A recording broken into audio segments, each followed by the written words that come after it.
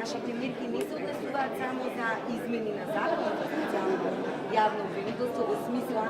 на продолжување на рокот за поднесување на обвинение, кој што беше до сега 12 месеци. Ние предлагаме тој рок да биде продолжен на 24 месеци. Во однос на специјалното јавно обвинителство исто така предлагаме дека треба да има независен буџет, при што владата не сме на никаков начин да учествува во конципирањето на тој буџет. И на крајот, кога станува збор за специјалното јавно обвинителство, исто така предлагаме да се имплементира мерката овој орган да стане постојан орган. Меѓутоа, со оглед на тоа дека една од мерките е и формирање на специјализиран одел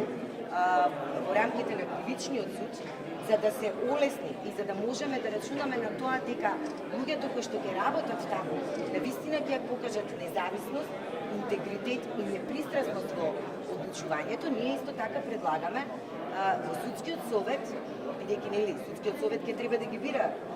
тие судии во специјализиран одел,